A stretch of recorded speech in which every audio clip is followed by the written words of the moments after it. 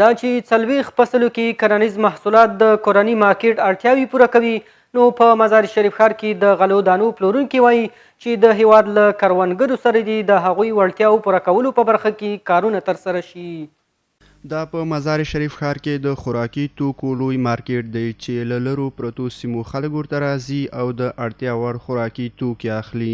د خوراکي توکو د منډوي یو شمېر هټیوال وایي چې د ژمي پر رسیدو سره د وطني وریژو پلور زیات شوی.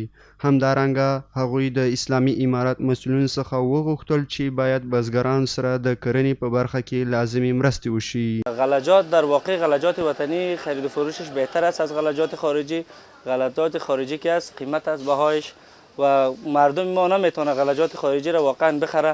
به این خاطر اگر دولت کوشش بکنه که سر دهقان سرمایه گذاری بکنه، انشالله هم غلجات وطنی خود ما و شما رفع احتیاج درونی را میسازه، حتی میتونیم با بیرونی هم صادر کنیم. برنج هندی و پاکستانی خوب است، مدام در کیفیت برنج وطنی ما و شما بالاست. لحاظ قوت هم لحاظ سیاه هم خوب است.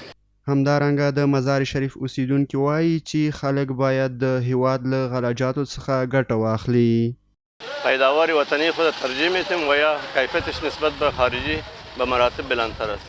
د بلخ ولایت د کرنې او مالدارۍ مسئولین وایي چې بزګران 40% د مارکیټ اړتیاوې پوره کوي. از طرف دهقان و زارعین دیگه 40% همین کارخانه ها را و دیگه نیازمندی های مردم برآورده می شود و 60% همین مواد خام کارخانه ها از خارج وارد می شود. لکه ځانګړي محصولات غنم، جواری، نخود او کونځلې چې د هیواد خپل تولیدات دي.